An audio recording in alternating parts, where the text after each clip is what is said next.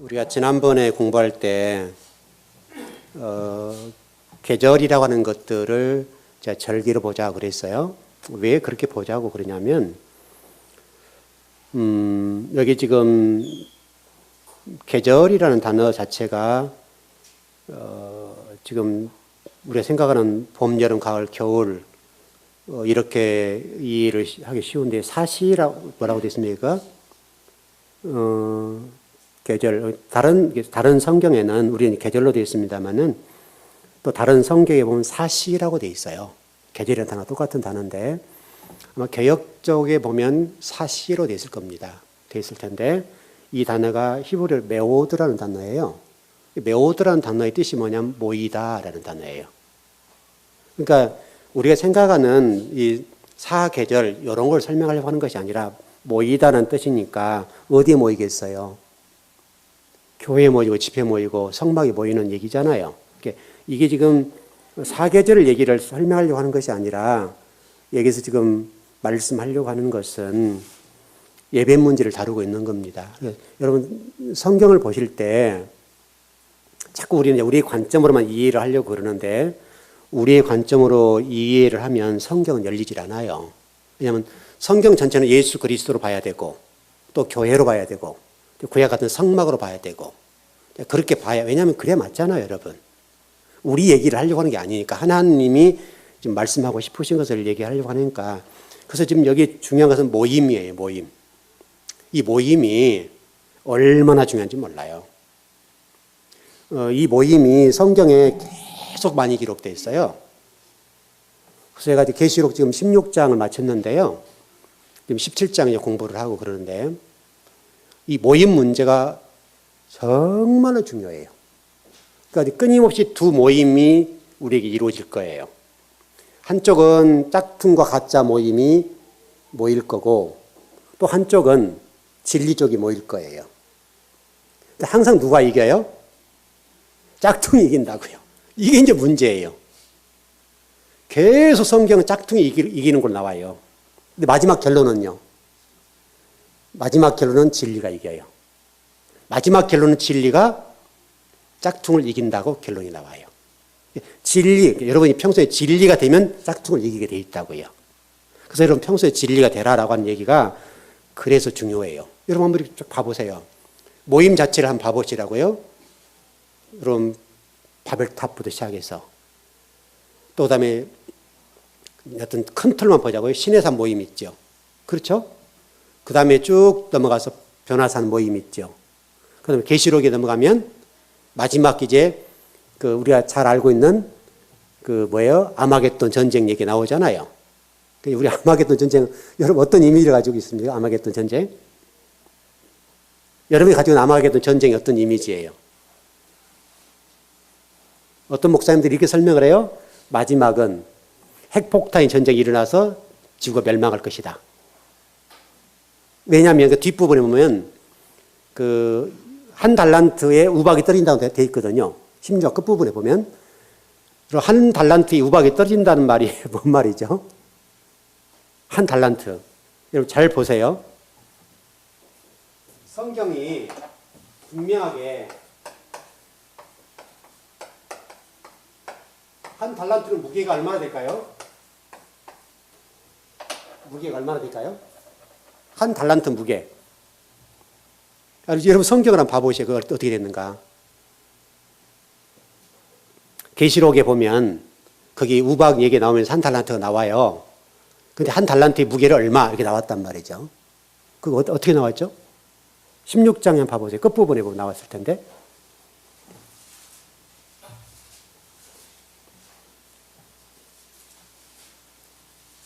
예, 그 밑에 한번 뭐 참고해서 표에 나와 있었죠. 60kg 나왔죠. 60kg. 같이 생각해 보세요. 이 60kg예요. 이렇게 돼 있어요. 60kg이죠. 그러면 우박이 60kg라고 어떻게 되겠어요? 요만한 우박만 떨어도 난리 나불잖아요. 그럼 정말 이게 우박일까요? 여러분 생각해 보자. 그러면 하나님이 우리 얼마나 미워하시면 심판이니까 물론 이제 대적자들 얘기하는 건데 대적자들을 심판할 때 한 달란트의 우박, 60kg짜리 우박이 계속 떨린다 생각해 보세요. 그러면 오는 속도에 그 비례해서 그 가속도 붙으면 그 힘이 얼마나 쓰겠어요?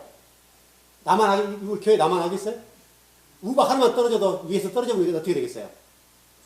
박살나버리죠. 박살난 정도가 아니고 이거는 완전히 게임 끝나버리죠. 네, 초토화돼요, 초토화. 성경의 달란트가 이제 우리가 해석을 이렇게 이제 해버리면 진짜 이거는 웃기는 게 된 거죠. 한 달란트가 이게 지금 60kg 본다면 60kg 된 우박이 하나만 떨어진 게 아니잖아요. 그럼 지구가 남아나겠어요? 안 남아나겠어요? 안 남아난 정도가 아니라 박살나버린 거죠. 그럼 이게 뭔 얘기죠? 물어본 사람이 잘못이죠? 우박의 재료는 뭐죠? 우박의 주 재료가 뭐예요? 물이죠? 여러분 창세기 물 나와요? 안 나와요? 그럼 뭔 물이겠어요? 뭔 물이겠어요? 이제 그럼 여기 이제 딱딱 힌트가 나와야 돼요.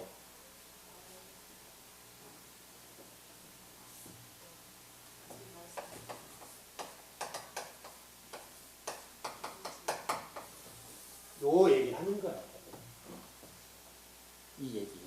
그러니까 창세기 1장에 보면 윗물, 아랫물 나오죠?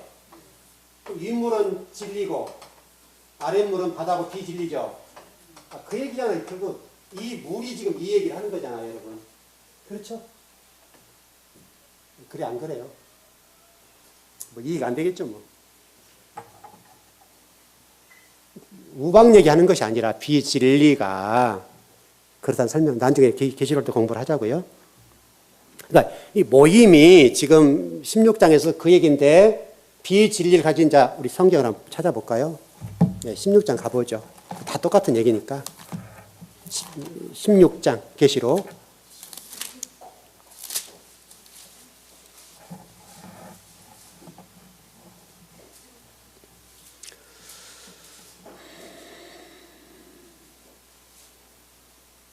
예, 13절에서 6절까지 쭉 나오고 우박이에게 21절 나오는 거죠?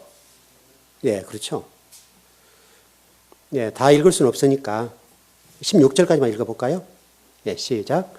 또 내가 보매 개구리 같은 새 더러운 영이 용의 입과 짐승의 입과 거짓 선지자들의 입에서 나오니 그들은 귀신의 영이라 이적을 행하여 온 천하 왕들에게 가서 하나님 곧 전능하신 이의 큰 날에 있을 전쟁을 위하여 그들을 모으더라. 보라 내가 도둑같이 오리니 누구든지 깨어 자기의 옷을 지켜 벌거벗고 다니지 아니하며 자기의 부끄러움을 보이지 아니하는 자는 복이 있도다. 새 영이 히브리어로 아마겟돈이라 하는 곳으로 왕들을 모으더라. 여러분 아마겟돈 얘기 많이 들어보셨죠? 자, 여기 13절 보시면 개구리 같은 더러운 새 더러운 영 이렇게 돼 있죠. 용의 입과 그러니까 개구리 영이 뭐냐면 용의 입과 짐승의 입과 거짓 선지자 입. 그럼 누구 얘기하는 거예요 지금요? 거짓 선지자 얘기죠. 그리고 14절 그들은 귀신의 영이라 이적을 행하여 온 천하 왕들에게 가서 하나님 곧 전능하신 이의 큰 날에 있을 전쟁을 위하여 그들을 모으더라. 자, 지금 거짓 영들이 거짓 선지자들이 자기 편들을 모으는 얘기죠. 성경에 모으는 얘기가 나온단 말이에요. 그 다음에 15절 보세요. 보라 내가 도둑같이 오리니 누구든지 깨어 자기의 옷을 지켜 벌거벗고 다니지 아니하며 자기의 부끄러움을 보이지 아니하는 자는 복이 있도다. 자, 16절이 지금 굉장히 어려운 본문이에요. 새 영이 히브리어로 아마겟돈이라 하는 곳으로 왕들을 모으더라. 여기서 새 영이 뭐예요? 아, 그렇죠. 여러분 그렇게 해석밖에 안 되잖아요. 그렇죠? 이게 이제 우리가 이제 과제죠. 그래서 원문을 쳐다봐야 되는 거예요. 여기서 새 영이라고 하는 것은 그가라는 단어예요. 원문에는. 이게 지금 새 영은 복수죠. 복수잖아요, 여러분. 복수 원문은 단수로 되어 있어요. 그 단수로 됐다고 하는 것은 새 영이 아니란 말이잖아요. 그가 누구예요? 아니, 여기 새 영이라고 그랬어요. 새 영이, 그럼 우리 지금 개혁 개정판으로 새 영이 그가 이런 말인데, 그러면 새 영이 아니란 얘기죠? 그러면 그가란 말이 어떤 말이에요? 그가. 그럼 앞에를 보셔야지, 그러면. 15절에 그가 누구예요? 그렇지. 예수님 아닙니까? 거짓 선지자들 모임과 예수님이 지금 도적같이 와서 지금 모임을 만드는데, 그렇죠? 그래서 새 영이 히브리어로 아마겟돈이라고 되어 있으니까 우리는 새 영이라는 앞에 13절에 나와 있는 새 영으로만 이해를 하잖아요. 그래, 안 그래요? 번역상 그렇게 돼 있잖아요, 지금 번역이. 근데 원문에는 단수로 됐단 말이에요, 이 본문이. 단수로 됐으니까 그가라는 말이에요. 그리스도라는 말이거든요. 15절에 나와 있는 그분이 그가 이렇게 된 거예요. 그분이 히브리어로 아마겟돈이라 하는 곳으로 왕들을 모으다. 그럼 아마겟돈이 뭐예요, 여기서요? 어떤 장소겠죠. 이게 성산 얘기예요. 그러니까 이 원문이 뭐라고 하냐면 하르 마겟돈 이런 단어예요. 하르 마겟돈. 정확한 단어예요. 원문에서 하르 마겟돈이라는 단어인데 성산을 얘기해요. 성산. 다시 설명하면 마지막에는 하나님의 성산에 거짓 선지자도 모이고 하나님의 그리스도를 믿는 그들이 뭔데, 왜냐하면은 왕들을 왕이라고 표현됐는데 왕들은 그들은 이란 단어예요. 그들은. 우리가 마치 왕이니까 세상의 왕들을 모으는 것처럼 느끼잖아요. 그렇죠? 그런데 그렇게 돼 있지 않고 원문은 이게 지금 아우토스라는 단어인데요. 그들이 누구예요? 그들이 누구예요? 여기서 그러면 여러분, 거짓 선지자들이 그들을 추종한 사람을 모였고 그리스도가 그들을 또 모은다. 그들이 누구예요? 성도들. 그러니까 진리를 따른 성도 얘기하는 거예요. 그들을 모은다는 거예요, 지금. 그들을 모은다고 돼 있죠? 그리스도께서 지금 성산에 귀신도 모이고 거짓 선지자도 모이는 그 성산으로 그리스도께서 진리를 가지는 자들을 모은다는 거예요. 모아서 어떻게 해요? 한판 붙는다 이 말이잖아요. 한판 붙는다. 거기서 한 판을 붙어서 어떻게 한다고요? 그들을 우리 간단하게 아주 마지막 끝을 봐버리겠다. 그 마지막에 그리스도께서 거짓 선지자들과 그들을 따르는 자들에 관해서 다른 성경적 구절을 다 찾아봐야 되는데요. 지금 시간이 없으니까 그걸 찾아볼 수가 없는데, 여러분 이사야서 14장 13절 한번 봐볼까요? 여기 다 똑같은 얘기인데 이사야 14장 그럼 방향이 또 달라지는데 이거 공부가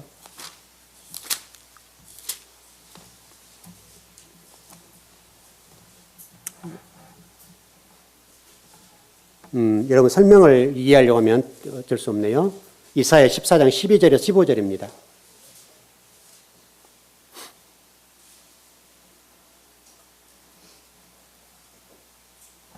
예, 12절에서 14절, 15절까지만 읽어보고 시작.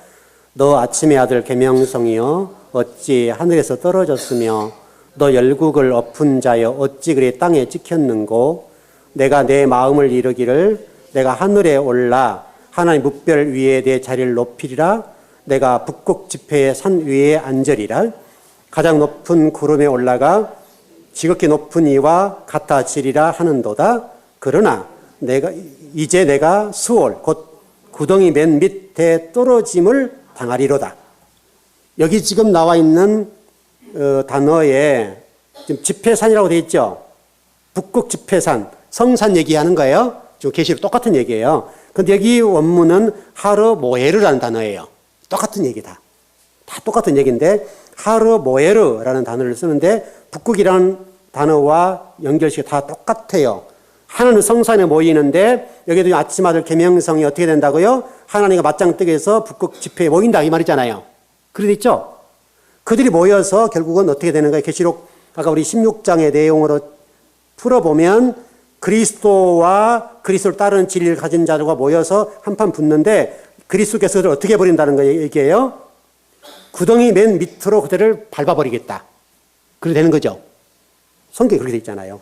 그래서 여기 지금 이사야서 14장 얘기와 더불어서 풀어보면 풀어지는 내용이죠. 높은 산에 지금 모든 거짓 선지자들과 바벨론 왕들이 높은 산에 올라가서 좀 모여지는데 그 그리스도께서 그들을 짓밟아 버리겠다. 이런 모임이 되면 안 되는 거죠.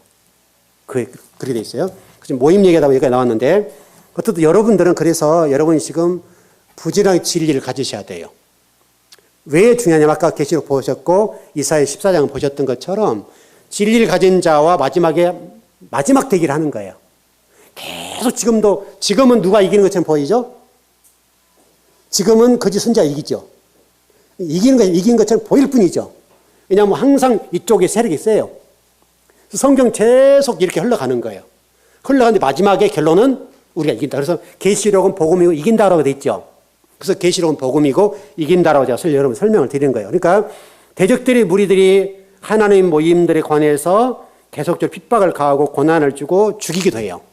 목을 치기도 해요. 그런 일이 벌어진다고요. 그래서 창세부터 계시록까지 이 문제가 계속 가는 거예요. 이 주도권 싸움을 하는 거예요. 계속. 실질적으로 이 주도권 싸움에서 진리를 가진 자들이 훨씬 당해요. 그러나 그 가운데 우리 이제 핍박이라 보고 고난이라 보겠는데 그것도 굉장히 중요한 거예요. 하나 풀어볼게요. 여러분이 때로 어렵기 때문에 어려운 분들 있으면 힘이 들고 어렵잖아요. 그걸 좀 정리해 드릴게요. 그러니까 그래서 우리가 재앙이랑 한죠. 또는 고난 다 똑같아요. 이 얘기인데 여러분 고난과 재앙이 오면 힘들어요, 안 들어요? 힘들죠? 사실이죠? 근데 이걸 알아버리면 이게 은혜라고 하는 걸 알아요. 왜 재앙이 우리에게 복이냐면 이 재앙을 재앙으로만 보면 힘든 건데 자 하나님을 표현할 때 토기장이라는 표현을 했어요, 안 했어요? 토기장이죠. 토기장이가 뭐냐면 자 흙으로 사람을 어떤 토기를 빚어서 풀몹을 집어넣죠. 그 가마솥에 집어넣잖아요. 가마에 집어넣잖아요. 가마에 불을 때우죠.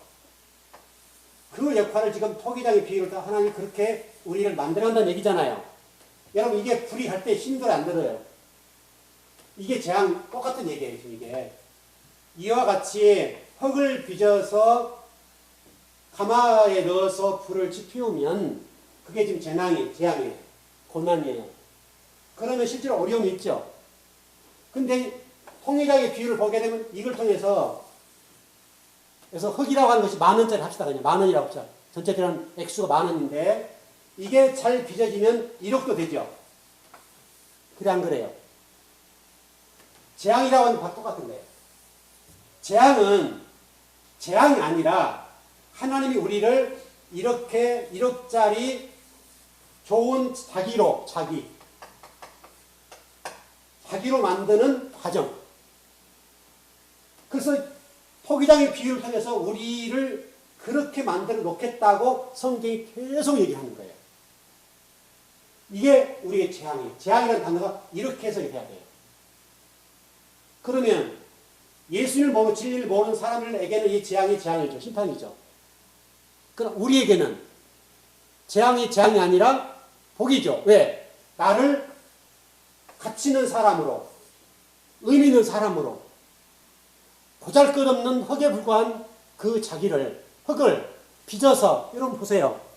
이게 흙으로 따져보자고요. 이것도 여러분 빚은 거죠. 이거 우리 권사님 얼마 주고 사셨는지 모르겠는데, 이 빚을 때 이게 자료비가 얼마 들어가겠어요? 얼마 안 되죠? 이건 똑같잖아요. 근데 이 과정을 통해서 여기다가 이제 굽고 또 여기다가 뭐 유기를 바르죠? 그따 또 이게 이렇게 뭐 해놨잖아요. 지금 이게. 이렇게 해놨죠? 그럼 이게 얼마 살지 아직 몰라도 그래도 가치가 있죠? 원래 가치보다 훨씬 비싸잖아요. 몇 배가 비싸잖아요.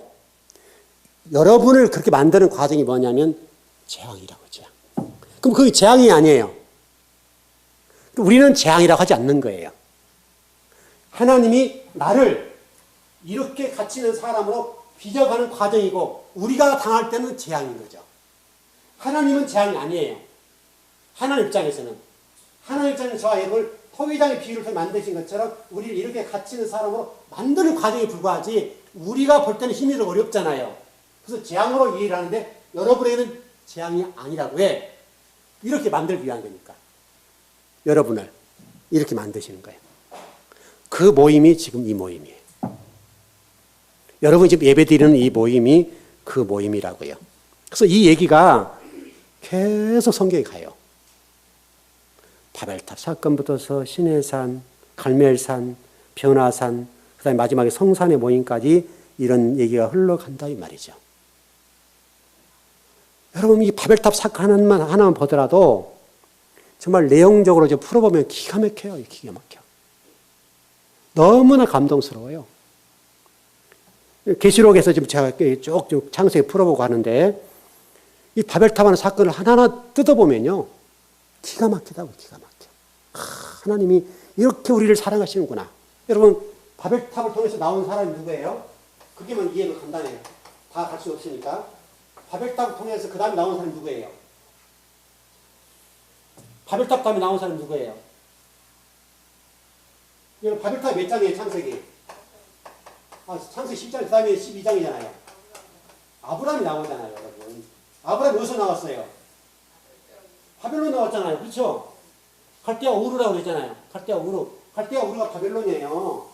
니무롯 종교, 가인 종교로부터서 니무롯이를 바벨탑 만든 사람이잖아요. 니무롯으로부터서 그 가짜 종교로부터 나온 사람이 아브라함이에요. 여기는 전부 가짜를 만들어요. 가짜. 자기 이름을 냈죠. 그렇죠? 그 다음에 성과 대. 여러분 성과 대라고 되어 있다고요. 전부 다 이게 하나님 교회예요. 교회.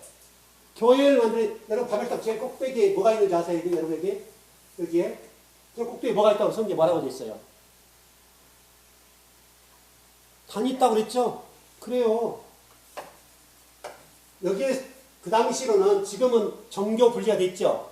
이 당시에는 정치, 종교가 분리됐어요. 하나예요. 하나죠. 그러니까 모든 게 여기 결정되잖아요. 여러분. 그렇죠. 이게 교회고 성막이고 모든 것들의 결정이 이곳에서 이루어졌다고. 이곳에서. 하나님이 이걸 강림하시잖아요. 강림을 하셔요. 강림하셔서 그들을 혼잡케 하고 흩어버리잖아요. 여러분 이해할 때는 혼잡케 했다니까 말 못하는 이런 정도 수준 전혀 그렇잖아요. 진짜 이게 기가 막혀요. 그 내용 자체를 다 보면. 자, 오늘 우리가 이제 그쪽까지는 가는 게 아니니까 여러분이 예배에 모일 때 어떤 모임의 성격을 가질 것이냐, 이게 대단히 중요한 문제예요. 여러분이 지금 서 있는 위치가 자, 거짓 선지자적인 입장에 서 있으면 아니면 참 도를 행하는 쪽에 서 있는지 점검하셔야 돼요. 항상 우리를 유혹하는 것은 이쪽이에요. 이쪽이 훨씬 달콤해요. 훨씬 여러분 여기에 매력이 있어요, 여러분. 예를 들어서 여러분 이렇게 볼까요? 제가 옛날에 좀 무식할 때, 제가 옛날에요. 좀 무식할 때. 그때는 뭐지? 신학 전인데요. 철야하고 막 이럴 때잖아요. 그때 영적인 부분이 열렸겠죠. 철야를 여러분 한 3년 이상 했으니까, 금식하며 철야 매일 밤 했으니까 영이 열렸겠죠. 그러면 성도 보면 보여요, 안 보여요? 보이죠, 여러분. 그러면 집사님 뭐 본 게 있으니까 집사님 이렇게 하시라고. 그럼 믿지 않잖아요. 근데 실제로 이루어져 버리니까. 여러분 그때 참 신비한 체험들 참 많이 했는데요. 얼마나 무식한가 한번 보세요. 이제 7사람들이 나름대로 교회 직분자들이고 꽤나 열심히 한 사람들이잖아요. 7사람이 모여서 밤새도록 기도하는 거예요. 11시 모여서 새벽 기도까지 기도를 해요. 찬양하고 예배하고 제가 예배 인도하고 계속 이제 막 새벽 기도까지 기도를 하는 거죠. 여러분 매일 3년 했으면 어떻게 되겠어요? 그 영적인 수준이요, 보통 수준이 아니에요. 그러니까 그때 당시로는 어느 정도 영적인 부분까지 가버리냐면 그때 당시 담임 목사님을 있잖아요. 우리 영적으로 기도하게 깨워버려요. 그래가지고 다 봐요, 우리가. 그분을 깨워가지고 기도를 시켜요. 그럼 진짜 목사님 민나서 기도를 하는 거예요, 이게. 그 정도 영적이 가버려요. 그러면 성도들이 어떤 그런 것들을 듣겠잖아요. 그럼 어떻게 되겠습니까, 여러분? 재밌는 일이 많아요, 그러면. 근데 지금 생각해보면 그게 별 중요한 것이 아니었는데, 그때로는, 왜냐하면 우리끼리 아주 신비한 일들이 많았거든요. 뭐 성도들 영적인 부분을 보는 건 말할 것도 없고, 제가 만약 목회를 그런 쪽으로 하면 여러분 얼마나 좋겠습니까? 그럼 여러분의 입장에서는 우리 목사님 영통하고 신비한 체험을 가지고 우리를 다 봐주고 다 봐버린다. 그 위를 점쳐준다. 얼마나 좋겠어요. 좀 수준이 떨어지는 수준으로 보면. 근데 놀랍게도 그렇게 우리가 교회에 가면 여러분들 다 그런 부류가 돼버려요. 전부 다 그런 은사 쪽으로 흘러가 버린단 말이죠. 물론 은사도 하나의 한 방법일 수 있고 한 부분이지만은, 그러나 중요한 것은 말씀을 놓쳐버려요. 여러분, 말씀 속에 모든 게 다 있는 거 아시죠? 그러니까 제가 누차 설명드렸던 것처럼 우리의 모임이 말씀 중심으로 가면 그 말씀이 여러분을 찾아가서 이 일을 하신다고요. 그러면 은사가 나타나지 않아도, 어떤 번쩍번쩍하게 나타나지 않아도 여러분 삶의 현장 속에서 그 말씀이 증거가 되고 능력이 돼서 문제를 풀어버리는 거예요. 그래서 말씀이 중요한 거예요. 그래서 평소에 이런 말씀을 꾸준하게 들어놓으면 너무너무 좋은 거예요. 그래서 지금 여러분들은 지금 제가 보기에는 답답하잖아요. 여러분 볼 때는. 왜냐하면 저는 이미 요한계시록 16장을 다 풀어서 그 관점으로 다 봤어요. 성경을.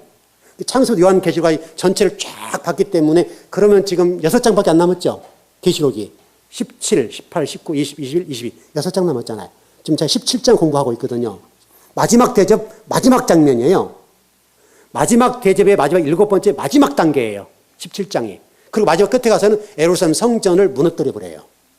요 단계까지 가는 거죠. 그럼 전체가 다 무너진 거죠, 성경. 성경 속에 있는 전체가 다 끝나버린 거예요. 17장에서 예루살렘 성전이 무너지고 새 예루살렘 성이 이제 되잖아요. 그 다음에 여러분 18장 넘어가서부터 여러분 그 큰 음녀들 무너뜨리는 장면을 나오잖아요. 그런 것들. 그 성경 거기 다 끝났어요. 내용이. 그렇게 성경을 봤기 때문에 여러분들이 지금 쭉쭉쭉 따라오기를 제가 기대하는 거잖아요. 기대하고 있고. 근데 여러분 입장에서는 아직은 깜깜하잖아요. 어디로 가는지도 모르고, 우리가 뭘 배웠는지 잘 모르고, 배워도 잘 모르고 잊어버리고 하니까 여러분 사람들 답답하고, 또 맞나 틀리나 늘 고민하고, 이런 그런 거잖아요, 지금. 저 목사님 맞게 가르치는 것인지, 옛날에 배웠던 건 이게 아닌데 이게 정말 맞는 것인지, 아니면 또 좀 어디 물어봐야 되는 것인지, 얼마나 여러분 속에 좀 답답하겠어요. 여러분 나름대로는. 그런 거 있잖아요, 여러분에게. 여러분이 믿고 따라오시라고요. 믿고 따라오시면 돼. 왜냐하면 저 나름대로는 정말 검증하고 또 검증해서 여러분들에게 바르게 가르치려고 부단히 예의를 쓰거든요. 아까 우리 세영이라는 단어도 한번 봐보세요. 여러분 다른 다른 성경이 여러분 어떻게 되는지 모르겠는데, 다른 성경을 펼쳐보세요. 다른 성경을 거의 다 제가 다 봤는데 다 세영으로 돼 있어요. 세영으로. 다른 성경, 다른 성경인가요? 개정판이에요? 개정판? 다른 성경 다 봐도 다 세영으로 됐다고요.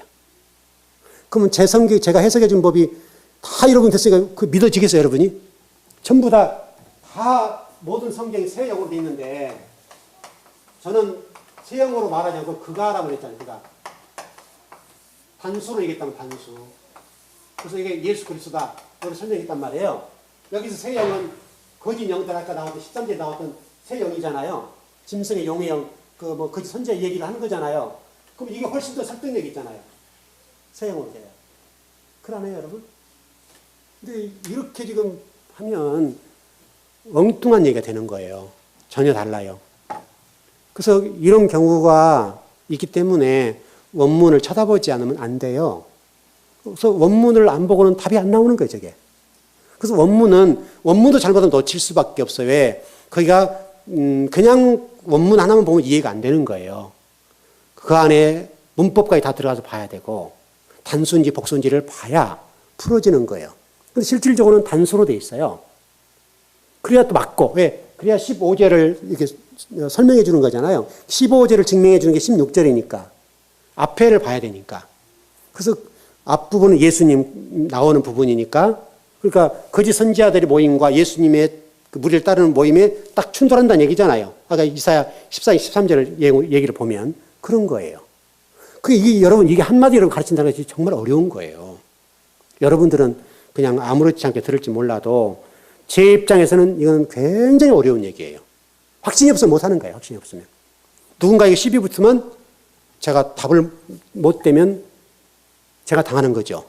그렇잖아요. 근데 제가 원문을 정확히 봤으니까, 원문을 정확히 문부까지 다 찾아봤으니까 요거는 그가 예수 그리스도로 이해를 해도 틀림없고, 또 뭐랄까요? 거짓 선지자들의 세력과 그리스도의 세력이 모이는 문제 똑같고, 이렇게 봐야 깔끔하게 떨어지는 거니까.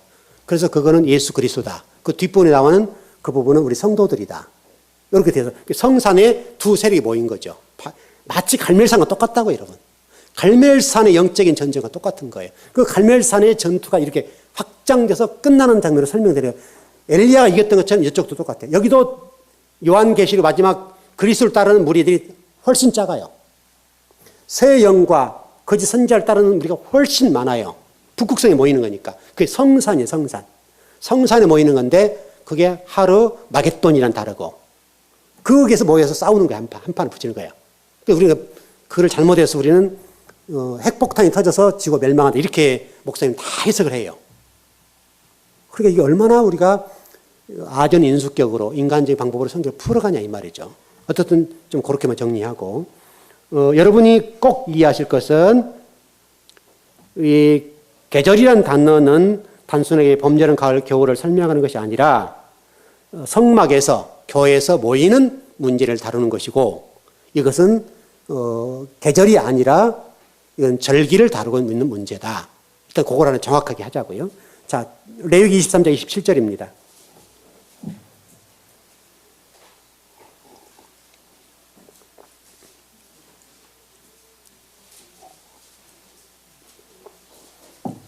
레위기 23장 27절입니다. 37절.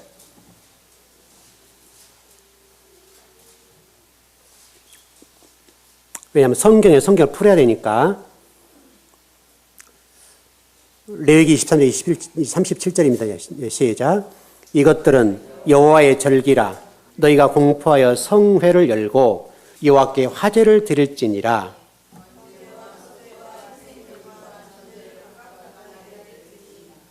예. 제가 지금 설명하려고 하는 것은 절기라는 단어, 절기. 이게 드릴지니 번제와 소제와 희생제물과 전제를 각각 그 날에 드릴지니, 여기 지금 절기라고 되어 있는 단어가 앞에 계절이라는 단어가 똑같아요. 이제 이렇게 해서 좀 성경이 복잡한 거예요. 이게 번역하신 문제인데, 자, 제가 일전에 설명드렸던 것처럼 이런 얘기예요. 번역 일관성이 떨어지는데,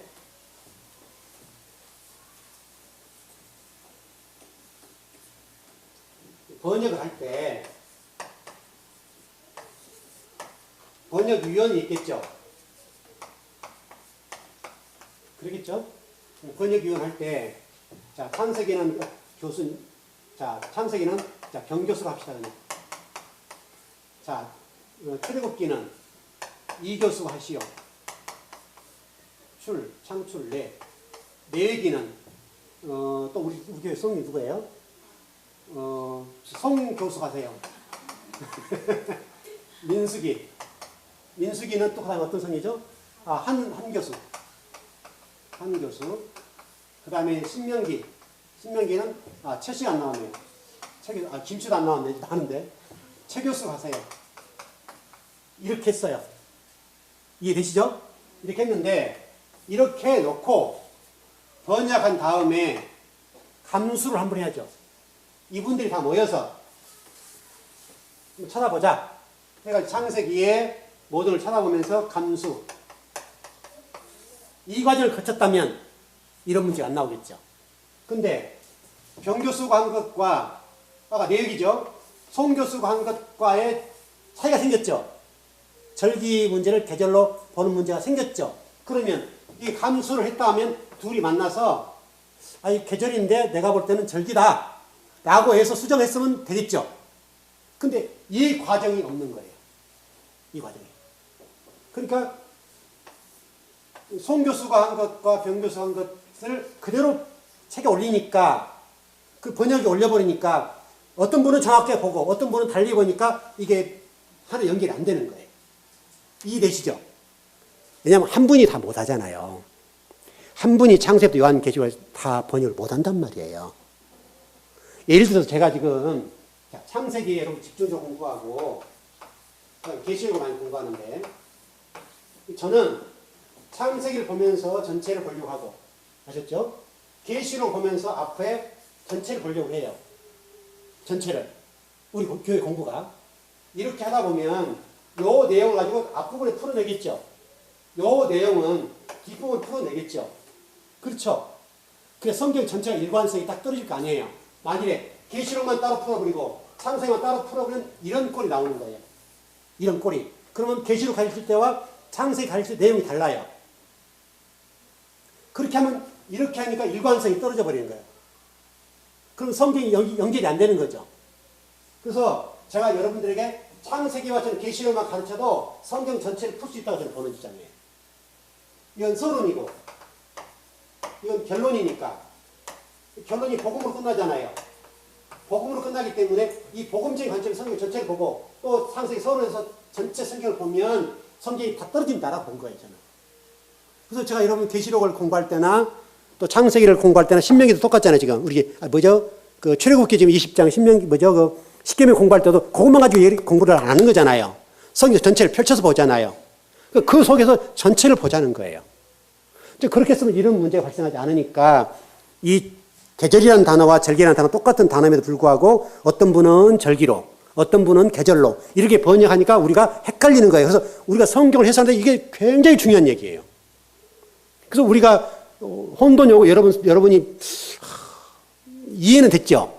이해는 됐는데 왜 저 양반은 계절로 번역했는데 저렇게 할까? 이렇게 의심이 생겨버린 거야 우리가.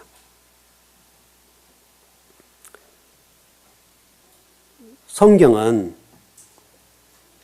절기라고 설명하면서 유월절, 무교절, 초실절, 오순절, 나팔절, 속죄일들이 있는데 이게 여호와의 절기예요. 이 절기, 여호와의 절기, 이 절기를 가지고 성경을 풀어가는 거예요. 그리고 실질적으로 첫째 날에서 여섯째 날에 이 모든 것이 절기예요. 절기. 전부 다 절기. 절기 얘기를 다루고 있다는 거예요. 농사지고 뭐 이런 얘기가 아니라 여러분 알고가 쭉정 얘기도 다 똑같잖아요. 우리 알고 쭉정 얘기하면 농사 개념인데 실질적으로는 여러분 성막 얘기고 교회 얘기잖아요. 그렇죠 여러분? 근데 우리가 그런 어떤 눈을 가져야 되는 것이 굉장히 중요하다. 특별히 여러분 제가 번역에는 공동 번역 성경에는 기독교와 천주교가 같이 번역한 성경이죠.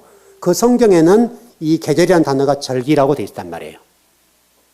그러니까 이게 똑같지 않는 거예요. 번역상. 그러니까 어떤 면에서 그래서 성경을 여러분 보실 때 우리 개역 개정판을 보지만 여러분들이 성경을 이해하기 쉽게 해서 여러분 원문은 볼 수 없으니까 여러분들이 새번역도 보시고 공동번역도 보고 영어도 보고 또 다른 다양한 번역본을 같이 보란 말이에요. 같이 보면 어떤 부분에 대해서는 번역이 다를 수가 있는 거예요. 그러면 어떤 번역이 더 정확한 건 여러분 이해가 될 거니까 이분은 이렇게도 번역됐네. 그럼 그렇지 않다면 똑같이 번역돼야 되잖아요. 모든 성경 원래는 다 똑같이 번역돼야 되는데 보는 사람의 관점과 사상과 또 가치, 지식 이런 것들이 들어간 부분이 있으니까 어떤 부분은 그걸 못 미칠 수도 있고 따라올 수도 있고 그래요. 그래서 그렇게 지금 번역이 된 거예요. 좀 그렇게 이해를 했으면 좋겠어요.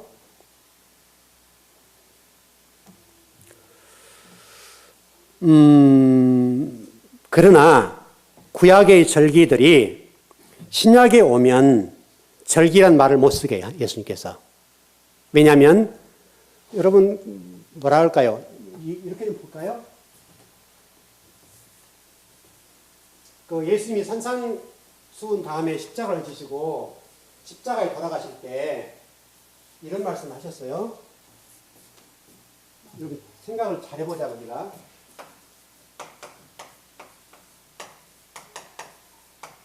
예수님이 가상 7원을 하실 때 다 이뤘다 그랬죠? 그럼 뭘 다 이뤘다는 얘기예요?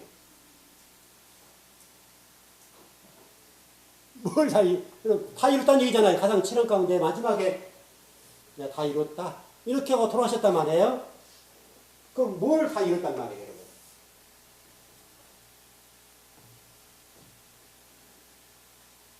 여러분 수없이 기도하잖아요. 다 이뤘다. 그럼 뭘 다 이뤘단 말이죠? 예수님이 지금 마지막 얼마나 중요한 얘기를 하셨겠어요? 왜냐하면 예수님이 마지막 돌아가실 때 마지막 말씀이기 때문에 모든 것을 종합해서 말씀하고 돌아가셨을 거 아니에요. 그 다 이뤘다 그랬단 말이에요. 그럼 뭘 다 이뤘다는 얘기예요? 네.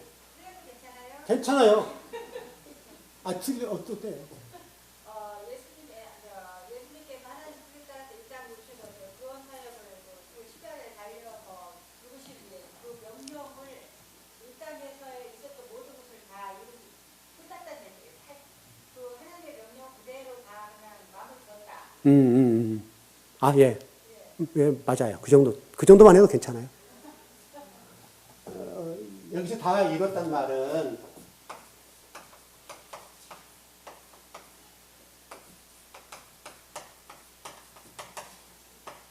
언약을 다 이뤘다. 언약. 이해되셨죠? 그러니까 제가 언약이라고 말하는 걸 주목하셔야 돼요. 여러분들 제가 이런 얘기를 했어요. 신앙생활 하는데 예수님을 믿는 것 아니면 예수님의 말씀을 믿는 것, 요 차이를 여러분 미묘하지만 예수님을 믿는다는 것과 예수님의 말씀을 믿는다는 차이의 미묘함을 아셔야 돼요. 아셨죠? 여러분 이해하시죠? 우리는 주로 지금 뭐를 믿는 거예요? 우리 한국 교회 신앙이 뭘 믿어요? 예수님을 믿는 거잖아요. 예수님은 몇 일째예요? 예수님은 몇째 날이죠? 여섯째.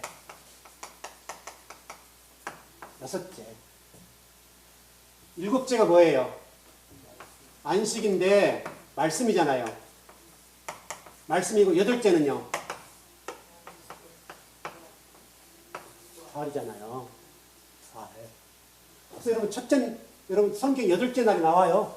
나오죠? 아까 우리 노아의 식구 8명이잖아요.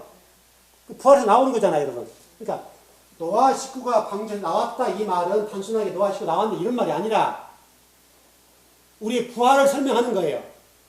너희들이 이렇게 진리를 가지면 부활하는 거다. 예수님의 변화산상에서 모세와 엘리야는 변화가 안 되고 예수님 변화가 되셨는데 곧 그 얘기는 이렇게 너희도 변하게 될 것이다. 이걸 설명하기 위해서 예수님 변화산 사건이 일어난 거예요. 모든 것이 다 하나님의 구원 사역과 하는 나라와 관련돼서 모든 하나가 다 됐단 말이에요.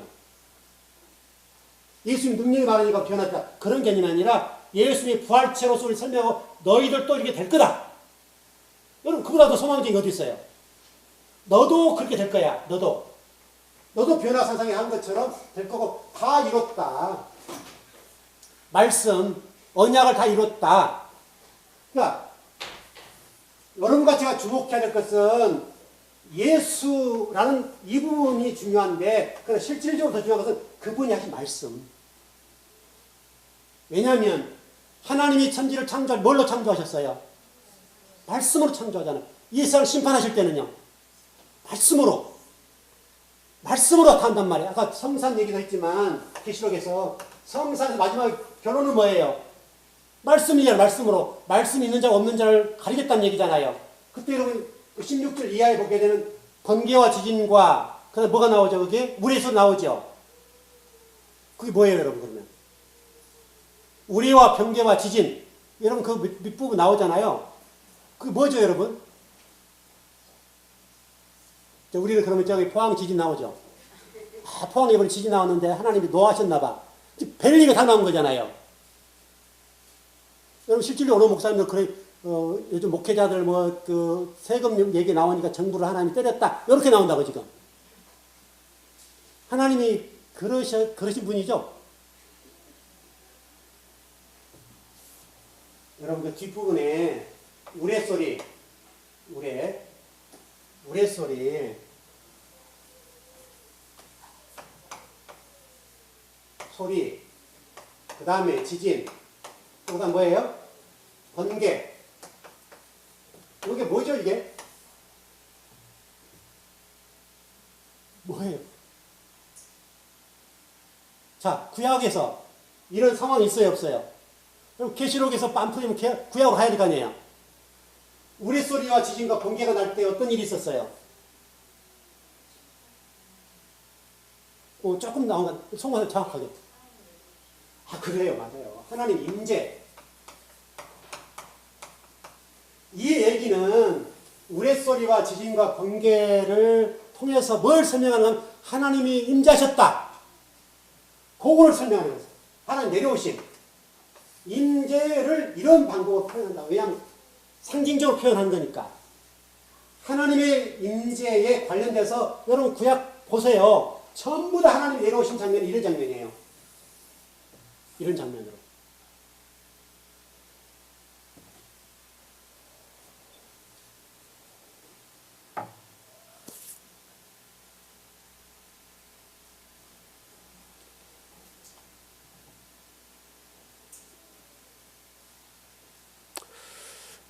이 창세기 여기 내용 가운데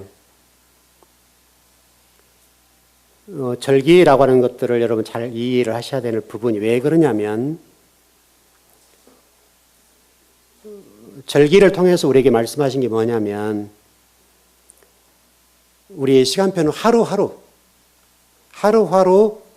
써 내려가는 건데 하루하루가 쌓이다 보게 되면 연이 된다. 1년이 된다. 그러니까 여러분 하루 없이 이틀이 안 되는 거죠. 그러니까 우리 신앙의 수준도 첫 단계부터 올라가는 거죠. 갑자기 여러분 100으로 올라가진 않잖아요. 그렇죠? 예를 들어서 제가 여러분 지금 계시록 계속 공부하지만 지금 이 계시록을 제가 풀어내기까지는 저의 시간 20년이 흘러가는 거예요. 20년 동안 제가 성경 읽는 거 빼고요. 공부하는 시간으로 20년 시간이 거슬러 왔기 때문에 지금 가능한 거예요. 하루아침에 안 되는 거예요. 제가 여러분 계시록을 한 번도 설교한 게 아니죠. 저도 계시록을 설교할 때 계속 지금 깊어지고 있잖아요. 창세기도 마찬가지잖아요. 처음에 제가 여기 와서 이런 계시록 설교하고 창세기 설교할 때 이렇게 안 했잖아요. 무슨 얘기예요? 그게 바탕이 됐기 때문에 지금 이렇게 창세기 공부하는 거고 그게 바탕이 됐기 때문에 계시록도 풀어내는 거고 성경을 그런 관점에서 보는 거예요. 그만큼 20년의 세월이 있었기 때문에 가능하다는 얘기예요. 여러분들이 푸진하게 예배를 참석하고 예배 말씀 듣고 들어야 가능한 거예요. 이게. 하루아침에 안 되는 거예요.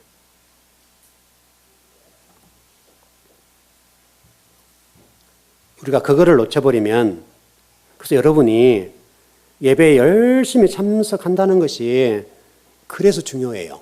여러분이 위치가 어디인지 내 위치가 이제 바벨론에 서 있는 건지 아니면 하나님 성산에 서 있는 건지 아니면 그리스도 편에 서 있는지 요거를 우리가 분별해야 돼요. 분별을. 이 분별하는 방법은 말씀밖에 없어요. 결국은. 똑같이 여러분 바벨론 사람들도 하나님 찬양한다니까요. 더 날뛴다니까요. 여러분보다 훨씬 더 열정적이에요. 여러분보다 훨씬 더 충성스러워요. 여러분 이단들 보십시오. 이단들이 우리 개신교, 기독교에 그 경매 나온 건물 많죠. 최근에도 저쪽에 그 상암동 쪽에서 어떤 교회가 60억짜리가 하나 나왔었어요. 나왔는데 교회 빚이 한 33억 정도 됐다고 그래요. 성도가 없으니까 못 버틴 거죠. 그래서 그 건물이 한 50억인가 나왔어요. 그러니까 우리 개신교 어떤 교회가 30억인가 35억에 살게 그러면 그 교회가 빚을 못 갚는 거예요. 그것도 교회를 하나 개척해야 할 건데 못하게 되니까 하나님 교회에다 팔았어요. 하나님 교회에서 50억에 샀어요. 그러니까 빚 갚고 10몇억 남았죠. 그걸로 교회 하나 세운 거예요. 그럼 정말 우리 기독교가 살아있으려고 한다면, 생명력이 있으려고 한다면, 자, 여러분 잘 생각해 보세요. 그 교회 빚 갚고 교회를 하나 세울 수 있을 만큼 우리가 줘야 되죠. 여러분, 그래, 안 그래요? 근데 우리는 어떻게 해요? 너는 죽어버려. 이 말이잖아요. 너는 팔 수 없으니까 지금 은행에서는 쪼아요, 안 쪼아요? 경매에 넣는다고 얘기를 했겠죠. 계속 경매를 얘기하니까 정확하게 빚이 33억이었어요. 성도 수가 안 되니까 못 버틴 거예요, 결국은. 이자 감당 못 하니까. 그래서 결국은 넘어갔는데, 그게 매물로 나온 것이 60억 가까이 나왔을 거예요, 매물로. 그리고 산사를 입었으니까 떨어질 거 아니에요. 떨어져서 우리 어떤 교회가 살려고 했는데, 그걸 30억인가 어떤 그걸 팔아라고 얘기를 한 거예요. 그럼 빚도 못 갚는 거죠. 그 설령 빚을 갚는 돈을 준다 하더라도, 그러면 그 교회가 없어지는 거니까, 좀 우리가 교회가 좀 생각한다면, 하나님의 나라라고 생각하고, 우리 교회만 생각하지 않고, 여러분 잘 생각해 보세요. 우리는 꼭 우리 교회만 생각한다니까, 우리 교회만. 우리 교회, 아니, 그 교회도 살아야 되니까, 하나님 나라니까, 33억이라 본다면 그러면 좋다. 하나님 교회가 50억을 준다. 우리도 50억을 줄게. 그 50억에 사고, 그 교회를 개척할 수 있도록, 어디다 어떤 상가를 얻든지 아니면 땅을 사서 교회를 건축하도록 해 주는 것이 성경적인 거죠. 근데 교회가 그렇게 해야 안 해요? 안 한다고요. 얼마나 냉정한데요. 그래서 하나님 교회도 넘겼어요. 그러니까 넘겨놓으니까 그 노예에서 난리가 난 거예요. 꼭 그렇게 해요. 교회에서 그렇게 했어야 되는 건데 못하니까 그거는 또 교회를 해야 되니까 하나님 교회에다 50억을 팔았단 말이에요. 그래서 17억인가 남았어요. 그들을 땅 사서 교회를 지었어요. 그래서 성도 50명이 모였어요. 다 떨어져 버리고 50명 모여서 예배를 드리는 거예요, 지금요. 여러분 입장에서 어떻게 하겠어요? 만약 우리 교회가 그렇게 한다. 그럼 여러분 어떻게 하실래요? 똑같은 얘기잖아요, 여러분. 무조건 너 하나님 교회다, 교회 팔았다, 이렇게만 얘기할 것이 아니라, 우리 교회들이, 우리 교회 생각하지 말고, 그래도 적어도 그 정도 살만한 교회가 된다면 힘 있는 교회죠. 힘 있는 교회가 살려고 했으니까 좀 더 주어서, 우리 하나님 교회도 좀 더 주려고 해야지, 우리가. 더 주어서라도 이 교회를 어떻게 살릴까. 그래서 하나님 나라를 어떻게 확장시킬까. 이런 마인드를 가져야 되는데, 무조건 싸게 사서 우리 교회로 하겠다. 이렇게만 생각하니까 결국 그 교회가 하나님 교회에다 팔았어요. 그래서 지금 십자가 띄워버리고 하나님 교회가 들어섰어요. 여러분 이게 하나님 교회 맞아요? 하나님 나라 맞아요? 하나님이라는 공동체적인 관점을 바라보지 않고 내 교회적인 관점을 바라보니까 그렇게 한 거잖아요, 여러분. 그러니까 우리가 지금 이 성경 배우고 있는 이 얘기가 지금 나무나라 얘기가 아니라 현재 우리나라 교회 얘기를 하고 있는 거예요, 지금. 여러분, 이게 지금 하나님의 교회적인 관점에서 그런 문제를 우리가 풀어내야 되는데 우리는 싸게만 살려고 한다, 싸게만. 죽여도, 그 사람 죽어도 관계가 없는 거예요. 우리 교회만 부자 되면 되는 거죠. 그러니까 여러분 생각해 보세요. 그렇게 얘기가 나오는 거예요. 어떻게 얘기가 나왔는가 하면 하나님 교회 팔할 수밖에 없었던 얘기가 그게 맞는 얘기인지 모르겠지만 그 교회가 좀 싸게 좀 사가지고 매덕 남겨먹고 또 하나님 교회 팔아먹을 그런 계산했다. 이렇게 얘기가 흘러나오는 거예요. 있는 그건 사실인지 몰라요.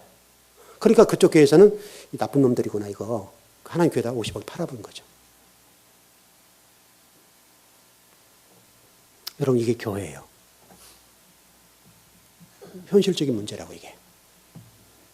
언제든지 우리 교회도 그럴 수 있어요.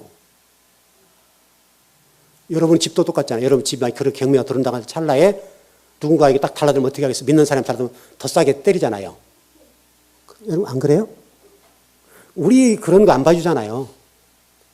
그냥 죽든지 말든지 나만 살면 나만 복을 받으면 되고 그래서 또 하나님이 응답을 해줬다고 또 복을 받았다고 이렇게 하잖아요. 내가 기도했더니 그 교회를 이렇게 사서 하나님 이렇게 복을 주셨다고 얼마나 또 자화자찬을 하겠습니까, 여러분? 여러분 이 절기가 그런 게 아니잖아요. 절기가 하나님 앞에 예배하는 거니까 그 교회도 우리 교회, 내 교회도 우리 교회 다 하나님의 교회인데 어떻게 하나님 교회 공동체가 아름답게 세워질 것인가를 생각하고 판단해야 돼. 시간이 너무 많이 가버렸네요. 다들 좀 시계 안 봤어요. 우리 장로님 지금 속이 급하셨겠네. 주일학교 어디 간다면서요. 속 없이 또 여러분, 우리 목사님 속 없다.